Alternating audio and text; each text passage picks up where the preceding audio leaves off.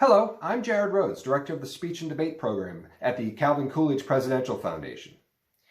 It is important that young people have the opportunity to consider a wide range of ideas and to wrestle with multiple perspectives and viewpoints. All too often, this is missing in our education today. The Coolidge Foundation High School Speech and Debate Program provides a necessary remedy. At all Coolidge debate tournaments, students learn about and debate both sides of important topics. Past topics include, for example, carbon taxes, free trade, immigration, school vouchers, the national debt, and universal health insurance. In Coolidge debate, content knowledge is paramount, and because of that, we bring in real-life experts to prepare students for every tournament. What follows is a webinar with businessman and economic thinker Luis Ball.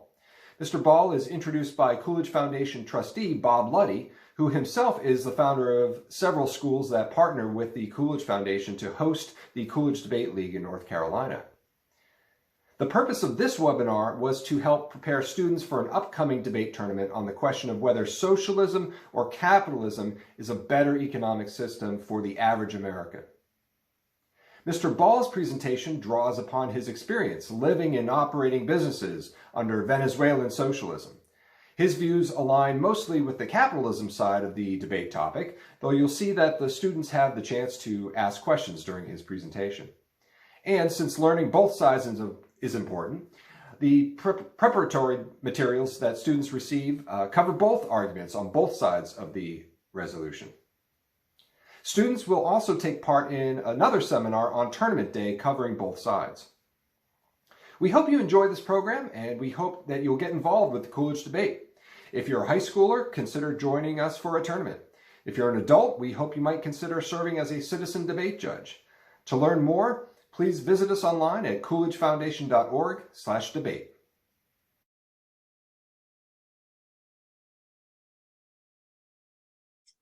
Tonight's my honor to introduce Mr. Luis Ball, an entrepreneur based in Florida, and he will be our speaker.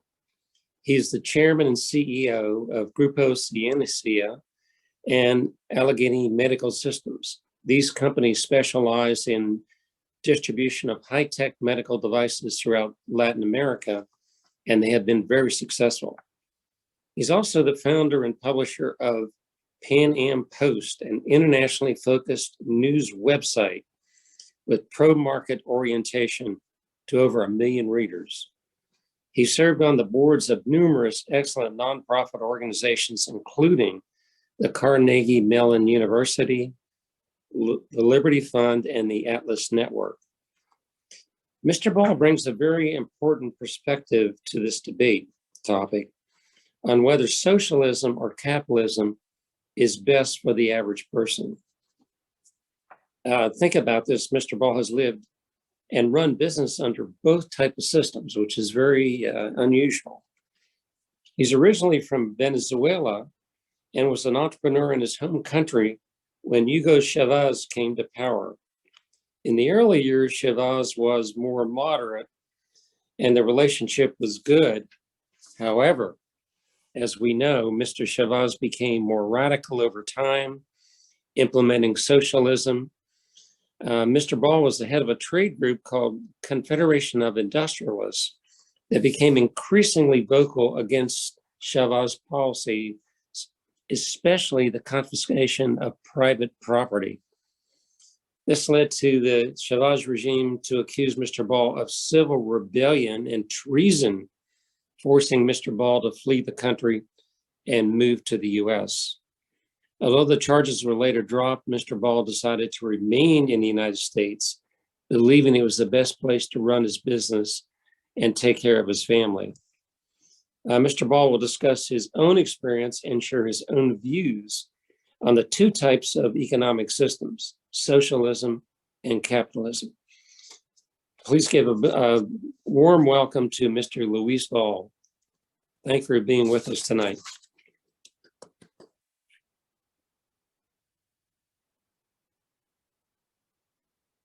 Okay, just unmuted. Thank you so much for that introduction. And I lived until age 42 in Venezuela most of my life, except for almost 10 years I spent in the U.S. As a student. So most of my youth was early teenage years and so forth I spent in the U.S. So I now I'm an American citizen, so I'm a true immigrant now. I just I think I want to talk about socialism and living in both capitalism and socialism from my perspective as a South American that came from what was once one of the world's richest countries. It is not well known today. It's been many years. The Chavista regime has lasted already over 20 years. So people who are younger than me, particularly in the United States, don't remember the age of prosperity, but Venezuela was one of the world's richest countries. Back in 1958, Venezuela had the fourth highest per capita income in the world. We had a higher per capita income than Japan or Italy or Spain in the 1970s. So how do we go from there to what some of you may have read, some of you may have researched about Venezuela, a country with healthcare is almost non-existent, public healthcare, where you had hunger. You have now immigrants coming through the U.S. southern border, and to walk from Venezuela to the Texas border is one of the most harrowing trips a human being can make, because you have to walk through some of the most intractable jungle in the world and some of the most dangerous territory in the world, and you have to walk about 1,500 miles. So how do we go from being one of the world's richest countries to having a population that wants, now part of the population wants to walk into the United States? And so that's a bit of what I'm going to talk about, and then I'll take your questions. So I'm going to use a presentation just so I can keep better track of the time. If you don't mind, here's the presentation. My apologies, it says Atlas Network there, but the picture there is important. Venezuela was, until 1971, from 1937 to 1971, the world's largest exporter of oil. What you see there is a picture of Lake Maracaibo. It's a place where what they call light sweet crude oil was produced. And there were, at one time, there were 4,000 oil wells in that place. So that was when the oil industry boomed back in the 1920s. Venezuela became very, very rich overnight. You can say, for somebody in today's world, you can say that Venezuela became Dubai on the Caribbean. When you read about Dubai today, that was Venezuela in the 50s and 60s. It was a very modern country. It was a place where you wanted to be. You had the world's most expensive hotels. You had airlines vying with each other to go to the country and so forth. But the basis of that was oil. And this is not a small city-state like Dubai. Venezuela is about twice the size of California in terms of size. It's a large country geographically with 30 million people. So here's what I just said. Venezuela was a very prosperous country for a while. It had the world's fastest growing economy. In the 50s, it was the China of the 1950s.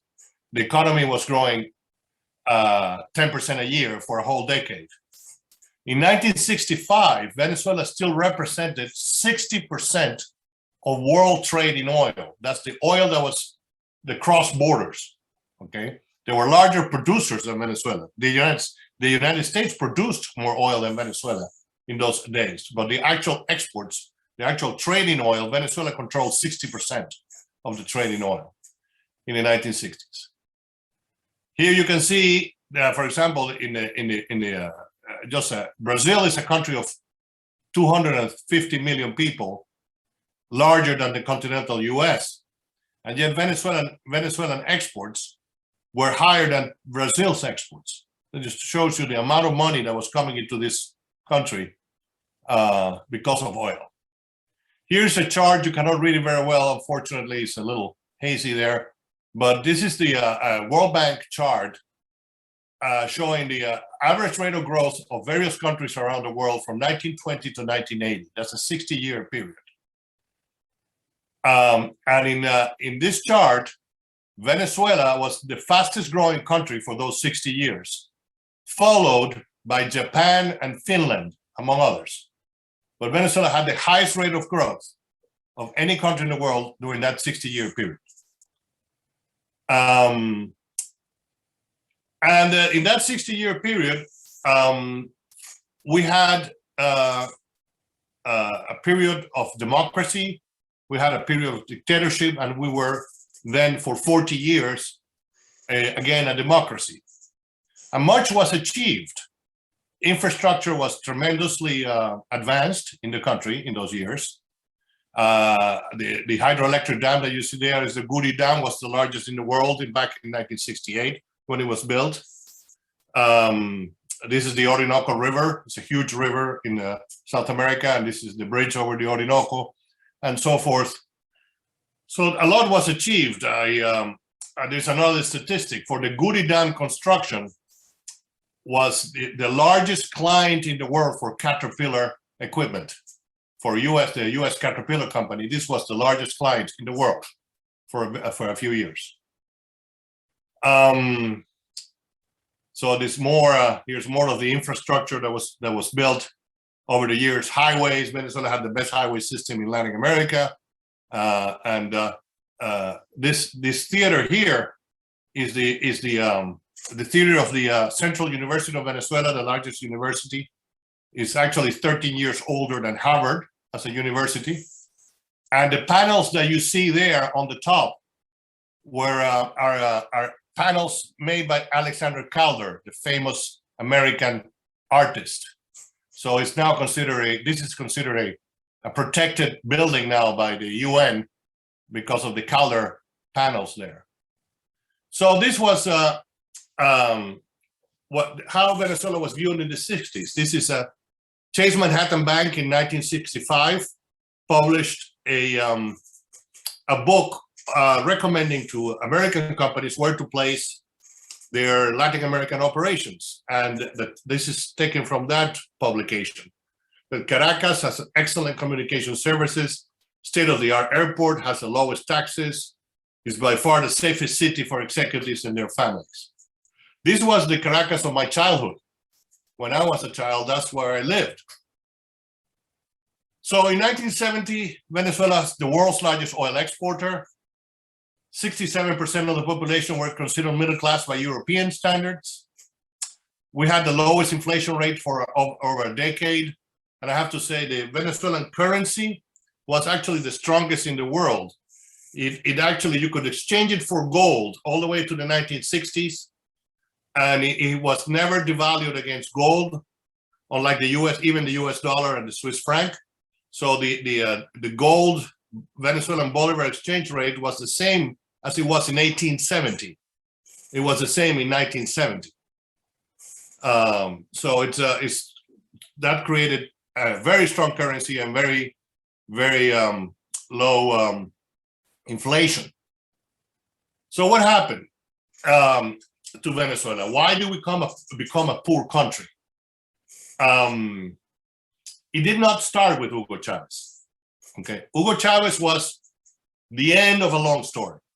Okay, 1972. Actually, it's 1973. There was the Arab oil embargo to the United States and European countries because of the Arab-Israeli War of 1973. The price of oil quadrupled. And as the price of oil quadrupled, a country that was already swimming in dollars because it was already prosperous, all of a sudden quadrupled its income, multiplied by 4. So imagine if all of a sudden the tax revenue of the United States multiplied by 4 in 1 year. So that's what happened in Venezuela. Income multiplied by 4 overnight. So the government decided that they no longer needed the private sector. The government thought we're going to end poverty. We're going to be the most generous government in the world, and we're going to start all these social programs, even though the social programs were already very good at that time. This was just ideologically driven, more than practically driven. So the government nationalized a whole range of industries, as you can see there, and established price controls.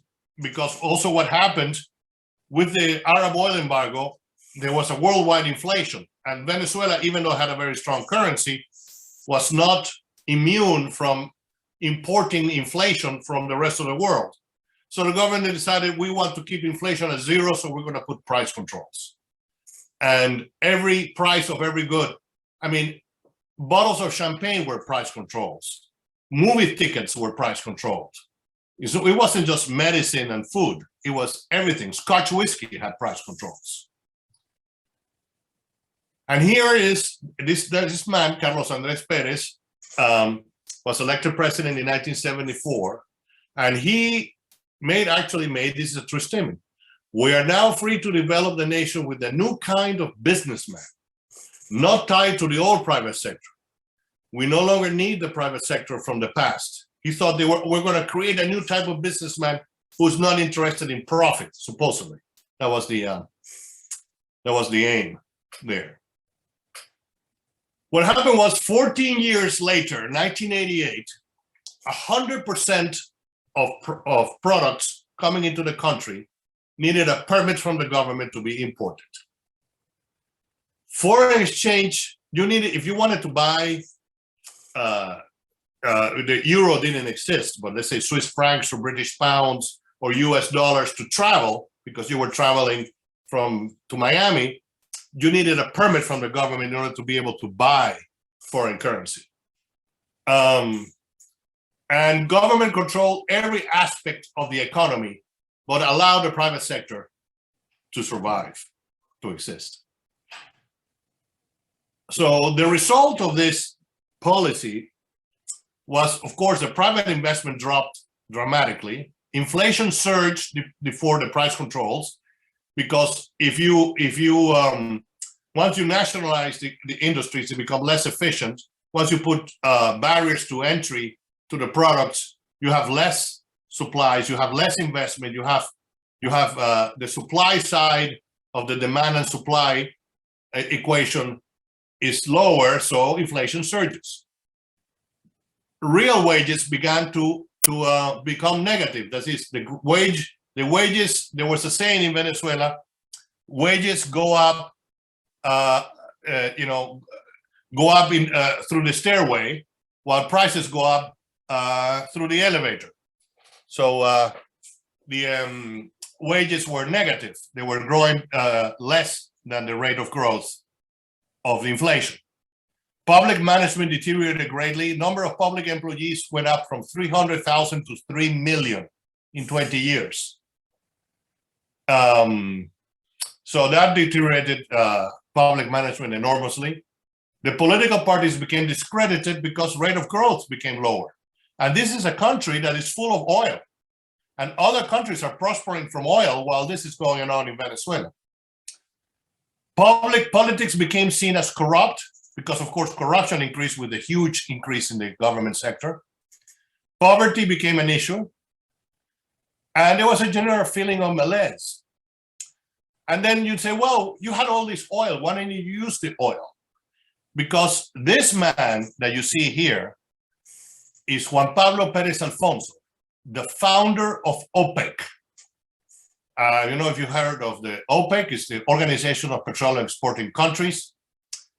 He was the initiator of OPEC, and him and a former Saudi minister of oil, they are considered the founders of OPEC, but he's the initiator of the whole idea. And he was a very, very socialist man, convinced socialist. He was a very, very wealthy man personally, but he was very ideological, a true believer in socialism. And he believed that oil wealth corrupted the people.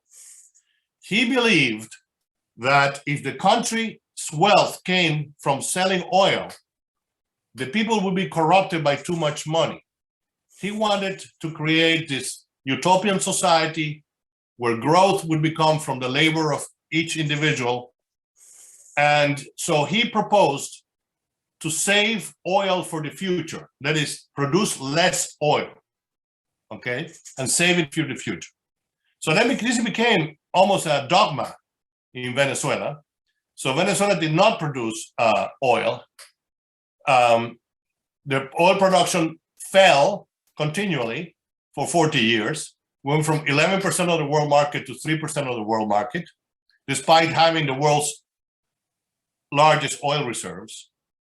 So this socialism idea applied to oil, coupled with the other policies that I just mentioned, it just multiplied the effect of this vicious circle that the economy fell into. Here you have the per capita income of the country, the income per person of the country.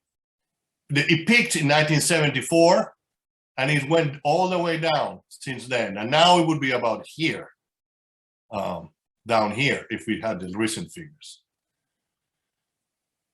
So Hugo Chavez, I didn't realize I didn't have. Hugo Chavez was a former colonel, an army guy, and he was a convinced Marxist. He took advantage of the situation. The country had deteriorated greatly by the time he became president. So the political parties were discredited. There had been economic decline for almost 30 years. There was corruption, and crime made its appearance as a huge issue. Chavez promised to fix all of that. He was against the traditional parties. He was elected.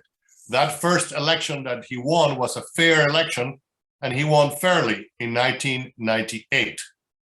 His aim was to destroy the existing democratic system. He wanted to do away with the Constitution, which he did eventually. But he ran as a Democrat, and he ran against established corruption. Now, Hugo Chavez is, I'm just going to skim this through because it's not relevant to the topic. It's just, here's the story of Hugo Chavez. If any of you is interested, I can tell you the background of Hugo Chavez, why he was a socialist, how much of a Marxist he was, and so forth. This is Fidel Castro with him in the picture. So the Chavez revolution had these three stages. First, taking total control of state powers. He changed the constitution. The changing of the constitution allowed him to change the judiciary system and name all the judges. All the judges were appointed newly by Hugo Chavez. So he took control of all the state powers by changing the constitution. The constitution was changed through a referendum, and the referendum was fair also, I have to say. People voted for the referendum when the people wanted a change. Number two was consolidate his international position. Before he declared himself an enemy of the capitalist countries and an enemy of the United States and all that, he had to consolidate his international position. He needed allies, like Putin, for example. So he had to do that before he actually revealed who he was. And then the last stage was the revolutionary economic system. That is, apply Marxism or Marxist ideas to the economy. That was the last stage. And that really started almost 10 years after he had been in power, okay? Not immediately. So he, again, put currency controls. Foreign exchange transactions were criminalized. If you actually bought Swiss francs or dollars from somebody in the streets, you'd go to prison. There were price controls. The price controls were so absurd that gasoline became cheaper than water. even today in Venezuela, you can buy gasoline almost for free. If you tip the attendant, we still have attendants in the gas stations, like in the 50s here in the US, in Venezuela. If you tip the attendant, the tip is more than your bill in Venezuela. There were hundreds of nationalizations. Millions of acres of rural land were expropriated. Active army officers became judges, and unions were put under state controls. I can talk about that. I had a lot of relationship with the head of the labor unions. Most of them ended up in prison or in exile. By 2007, when the first two stages had been achieved, Chavez began to describe himself as a communist.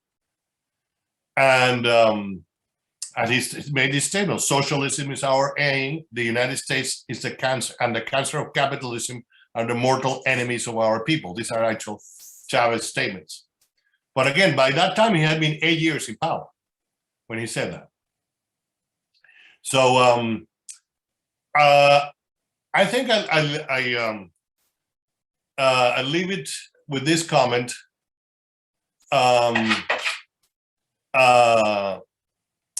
Chavez was aware that the Cuban-style socialism would produce hunger, would produce total economic collapse. So his aim was to establish a kind of socialism that, if you read about Russia in the 1920s, Lenin tried to establish with something called the New Economic Policy in Russia in the 1920s. So he would control society. Venezuela ceased to be a democracy for practical purposes, and he would control society in all ways, but he would allow some private property. He wouldn't go as far as Fidel Castro in Cuba or North Korea or Russia or the Soviet Union in the later years, in the 50s and 60s, where everything was state controlled. I mean, restaurants were owned by the state. Street vendors were actually state employees. If you saw somebody selling hot dogs, that was the National Hot Dog company owned by the state selling the hot dogs. He didn't want to go that route. He realized that that route would annihilate production and produce hunger, as it did in everywhere it has been applied. So he modeled his revolution on other revolutions around the world, mostly which I describe as Islamic dictatorships. These were the then dictators of Libya, Iran, the Ba'ath Party, the party of Saddam Hussein, and Syria also. These were socialist states that applied systemic socialism to their economies, but they allowed some private sector to exist in order not to, let's say, annihilate production, is the way I would describe. And the other thing that is typical of these regimes is that you always have somebody profiting from these regimes. So many businessmen supported the regime because they were making money from the regimes. Many people became monopolists during these regimes. And of course, some European countries loved it because as Chavez took, the USA had been always Venezuela's largest trading partner. As Chavez separated the Venezuelan economy from the United States, it allowed French and Italian and Spanish and German companies to acquire markets that were formerly attended by American companies. So by 2019, this is the Venezuela. It's no longer Dubai on the Caribbean. It's a country with a lot of poverty. And that's what it lasts today. Here you have some statements about Venezuela. Venezuela is dying. These are opposition congressmen who have been beaten by Chavistas thugs. And they were, but this is not the topic today. I'll just skim through this. People don't know that the population reacted. The population tried to get the regime away. And there were riots, enormous marches against the government. And here's some of the statistics right now. Is the highest inflation rate recorded in modern history. No country has had inflation higher than Venezuela in between 2016 and 2021. Not even Germany in the 20s and so forth. The country reduced by 90% its economy. And what happens is, the corruption is enormous. I mean, just cabinet members had, Venezuelan cabinet members had the US government freeze personal accounts. There were personal accounts of $2 billion in the United States. So the last one here is, even if you have a disarmed population, even if the population is completely unhappy with the modern tools of a totalitarian state, it is impossible for the population to defeat the state. That was proven in the Soviet countries. The crumbling was from the inside. It wasn't the population that managed to defeat communism in Eastern Europe. It's the system that collapsed from the inside. The whole structure of let's say spies within the army and all that, the police, makes it impossible. And so even if you throw rocks and Molotov cocktails, you won't be able to defeat a modern totalitarian state. That's the end of it. That's what I wanted to say. And personally, I have a few minutes left. I come from a family that my oldest ancestor arrived in the Americas on Columbus's third trip. That's on my mother's side of the family. On my father's side of the family, my last name is Irish, and it was an Irish shipwreck that arrived in Venezuela in 1806. So my family goes back in Venezuela many, many years, and we had survived all kinds of governments, all kinds of revolutions, civil wars, and so forth. The amazing thing about socialism is that socialism destroys the fabric of society in such a way that it makes life almost unbearable in many ways. And the reason I'm here is for that reason. If this was, let's say, if Venezuela had been living what it lived in the past in the 19th century or the early 20th century, some kind of dictatorship or traditional dictatorship or a civil war and so forth, you can live through that. But when the whole system of relations between human beings is being controlled by the state, it makes it really unbearable. And you feel the feeling that you get in a country like that is that there is no future. It's like the future will be set for you by somebody else. You have no say in your future. So that's the reason why I ended up in this country, and that's my view of socialism. You're trying. There's a. I have to say this also before I finish. I knew Hugo Chavez personally. Okay, I probably spoke with Hugo Chavez for 20 hours or more when he was a candidate, when he was just named president. He was one of the smartest men I ever met in my life, I have to say. His public persona of being some kind of smart clown wasn't really what he really was. And I have to say that he was intellectually honest. He never hid what he wanted to do from anybody.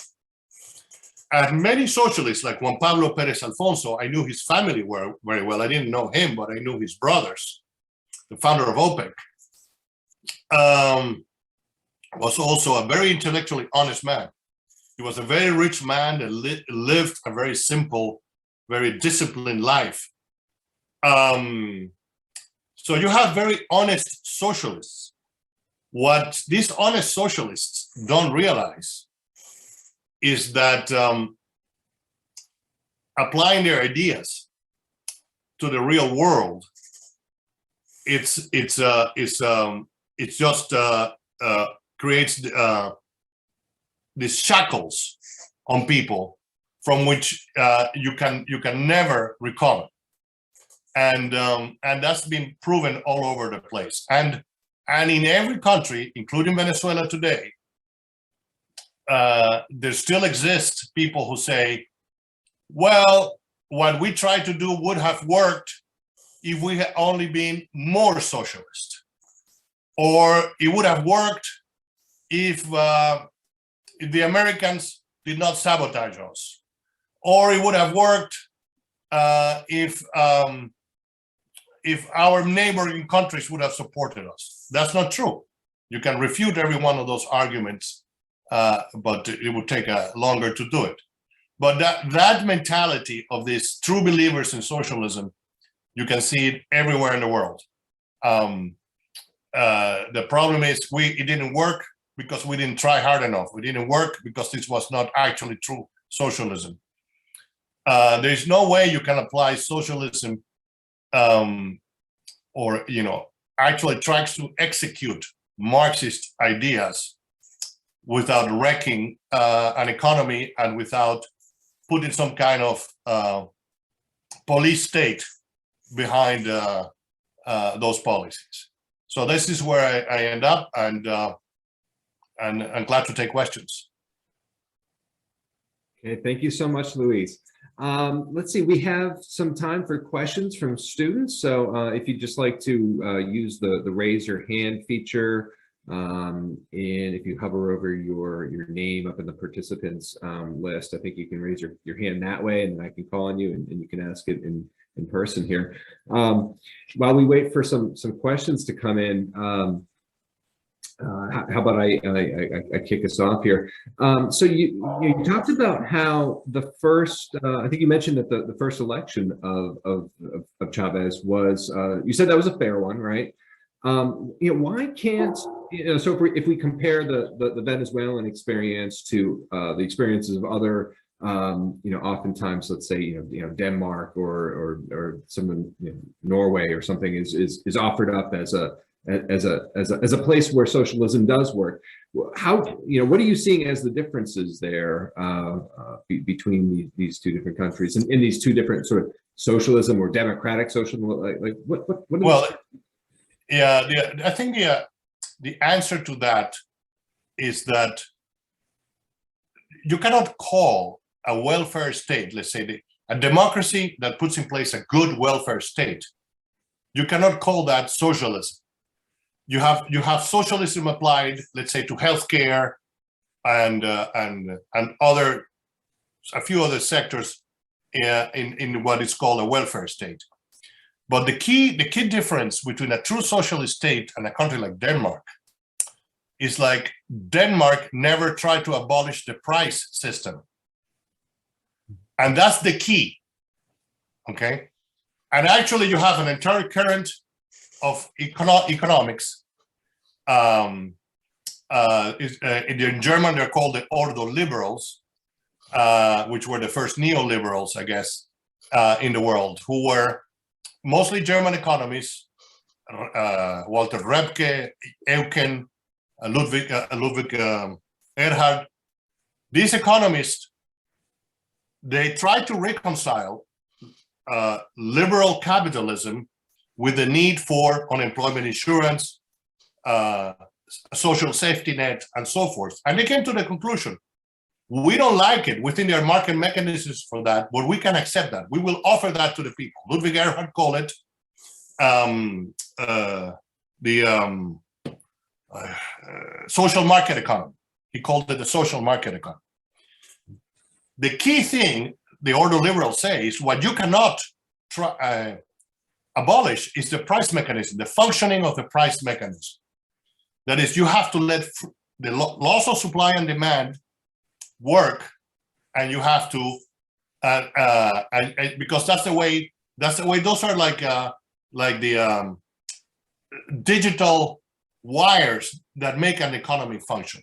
So a country like Denmark, Sweden, Norway, they never messed with the price mechanism.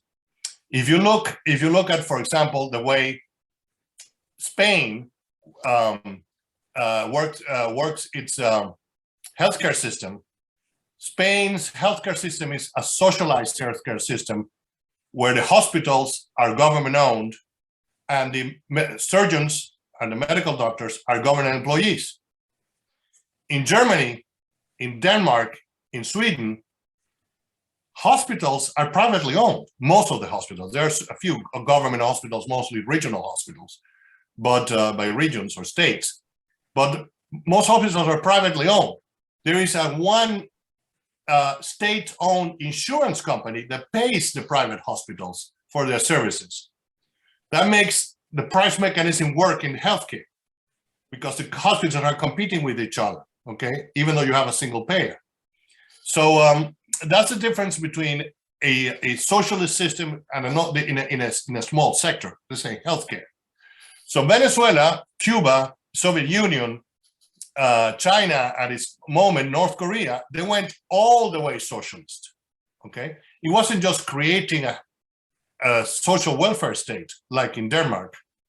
They actually tried to abolish the price mechanism. That's like trying to, there's a saying in Venezuela, that's like trying to cover the sun with your thumb.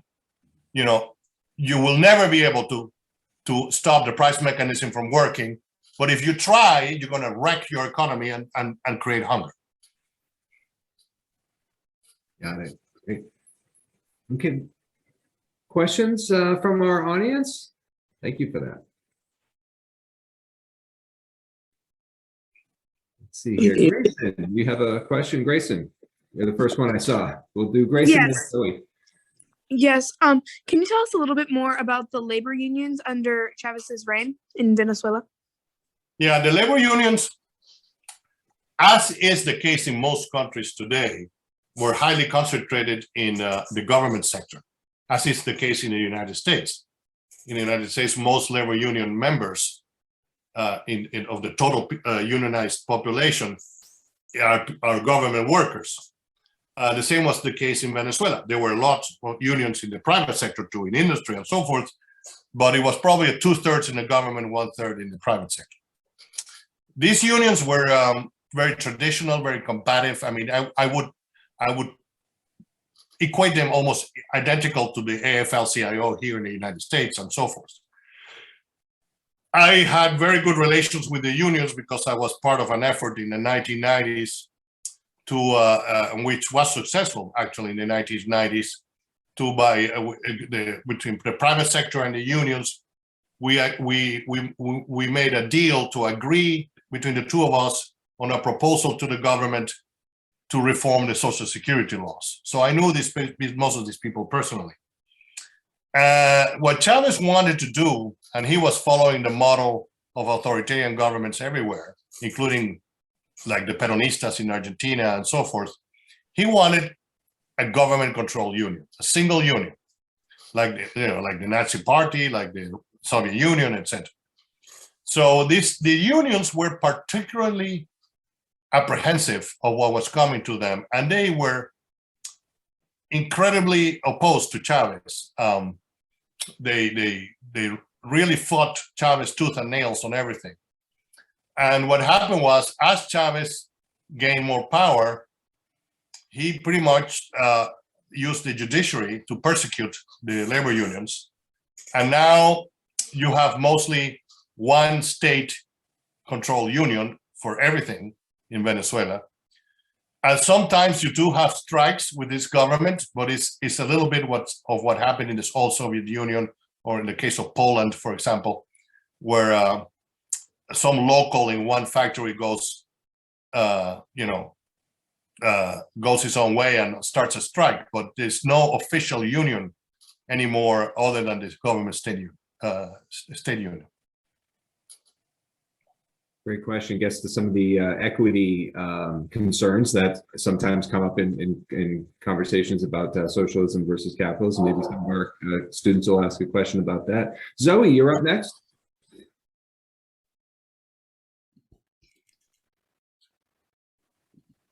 What were the effects of capitalism and communism on your business? Well, since I was in the business, it's a niche. It's medical devices and very inconspicuous. We weren't a target for nationalization or all that. And so the government wasn't after us. The effects on the business were mostly indirect. The inflation rate, it started to rise enormously. Interest rates went over 100%. And when you owe $20 million and your interest rate goes to 100%, you have a big problem. The protectionist policies made raw materials scarce. We were a manufacturing industry in those days, and we had all kinds of problems bringing raw materials in. So it was very hard to run the business.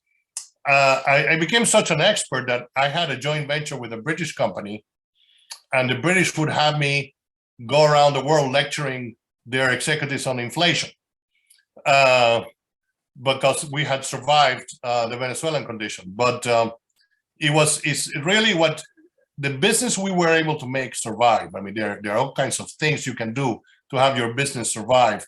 A lot of people didn't survive. But the people who feel the effects more are the employees, because your wages never catch up to inflation. There is a general decline in purchasing power. People who could afford a car, all of a sudden they find that they cannot buy a car. Young people who wanted to buy an apartment, they cannot afford it, and so forth. So there's a general steep decline in purchasing power that the population feels. And that affects the businesses too, because your consumption decreases, your sales decrease with the decline of purchasing power. And the type of products you sell, you start selling the cheaper versions of products because there's no purchasing power. Excellent. Thank you. Chloe, you have a question. Hi, yes, I do. So you mentioned that you knew Chavez personally. Could you talk a little bit more about your interactions with him? Yeah, I was chairman of the National Association Confederation of Industrialists. Then, you know, we see it's like the equivalent of the American Manufacturers Association. When he came to power, when he was elected, he actually, before he was elected as a candidate, he sought a meeting with us, and I had the chance to meet him. And when he was president, he wanted to make it seem as all of his economics policies were taken by consensus. So he would invite me or a group of businessmen to the presidential palace, and we would have conversations. Some of these conversations were very, very antagonistic at some point. You know, they became heated at some point. So it's not just we had friendly talks. I mean, we had sometimes real confrontations. But he was a most incredibly charming man. He could charm a snake, literally. He was very, very charming. He had a very sharp mind. He had the memory. His memory, he could do a circus act with his memory. He could remember every word you said in a meeting, and you went back to another meeting 3 weeks later, and he would recite what you had said 3 weeks before. Gabriel Garcia Marquez, the famous Colombian novelist, traveled with him for 10 hours in an airplane and wrote an article. The entire article was about Chavez's memory. So he was a very special guy in that sense. The American ambassador in Caracas in those days had a great phrase, which I loved, which said, Chavez's mind is the world's biggest diamond, The problem is it's a diamond in the rough because he has read all the wrong stuff. That's what the American ambassador used to say at that time. So it was quite an experience to meet a person like that, because you realize this kind of person doesn't get to where he got just by luck. This guy was a brilliant man, and you can easily tell it. Thank you for that sketch of him. It definitely is different from what you pick up from newspapers. It's the sort of media, so that's it. That's very interesting to hear. Yeah. Question from David. Hello. So I have a question. Is it possible to start a private business in a socialist economy? Yeah, it depends on the type of socialist economy. In Cuba, until about 3 or 4 years ago, you couldn't. It was forbidden. Now you are allowed to open certain businesses. You can have a taxi and you can have a restaurant. And that's about it in Cuba. In Venezuela, you could always do it because, again, the model wasn't going as far as the Cubans. In former East Germany, communist East Germany, until 1972, the government allowed 10,000 private companies to exist. In 1972, they decided the existence of those private companies, because they were very successful, was bad for what they wanted to portray as the success of socialism. So they nationalized those remaining 10,000 companies, and no company was allowed until the Berlin Wall fell in '89. So it depends on the model. Again, this is kind of is what I call Islamic socialism. This socialism that was applied by people like Saddam Hussein in Iraq and Gaddafi in Libya, and some of the other Arab countries. Algeria is another example, where you have very socialist states where, for example, land for agriculture has been confiscated and so forth, but the private sector is allowed to exist. You can start a construction company and actually build apartments if you want. This is the kind of socialism that Chavez was establishing in Venezuela, not the Cuban version originally. Thank you. So many different flavors. I think we have time for 2 more, and we have Hadi, then we'll do Marwan second. So Hadi? Hello. Hi.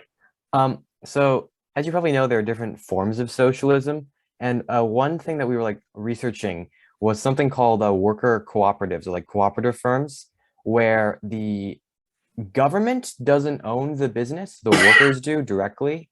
And it's socialism in the sense that it's still collective ownership, but it's more direct in that sense, where the workers control and own the means of production, and the profits are shared through them directly, and they're run that way. Did Venezuela have those worker cooperatives? No, the cooperatives, I mean, there's 2 types of cooperatives. The ones, for example, Mao tried that, and he starved 20 million people. If you have a cooperative where the people in the cooperative if the cooperative cannot keep the profits, okay, the cooperative won't work.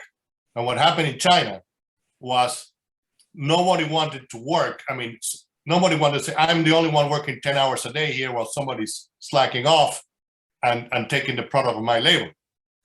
The result of that relationship was no production and starvation.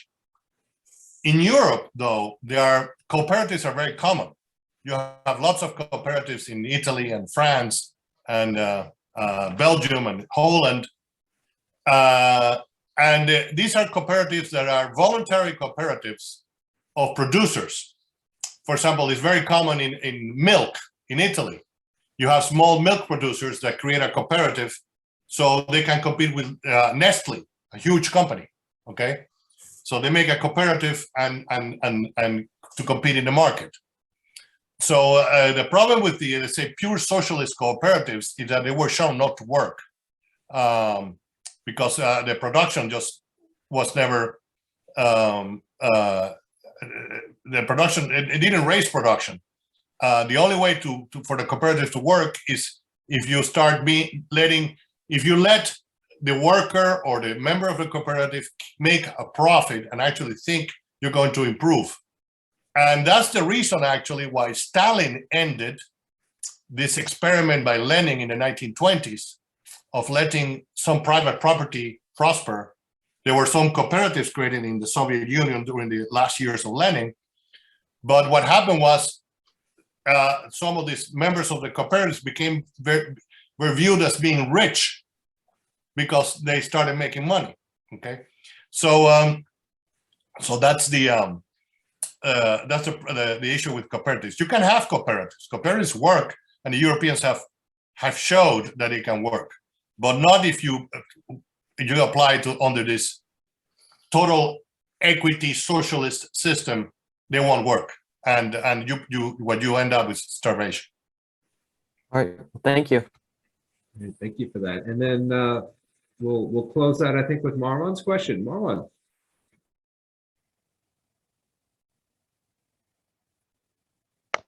Hello. Hello. Hope you can hear me. We can hear you.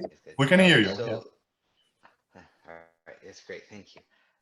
So since you lived in both, well, now capitalist and socialist nations, you definitely, obviously, off of your experiences, do you feel that, I mean, your argument was very anti-socialism, but do you feel that capitalism is better, or are you kind of Well, more towards capitalism off of your lived experiences, or would you rather not answer the question? I hope it's not too personal or anything. Well, capitalism is a little bit, I think it was Winston Churchill that said the democratic system is the worst system somebody can design. But unfortunately, there's nothing better. Nothing better exists. Capitalism, there's two parts of capitalism. One is the law of supply and demand. It's not called it capitalism. It's the market economy. Capitalism is a term that was invented by Marx. The word capitalism comes from Marx. I don't know if you're aware of that. But it's the market economy cannot be eliminated because it's just, you cannot eliminate the law of gravity. If you try to control prices, or you try to control the law of supply and demand, you'll produce the same thing, the same effects as if you try to say the laws of gravity don't exist. So that's something that even in China, for example, the communist Chinese have realized that. That's one thing. The other thing is capitalism is not perfect.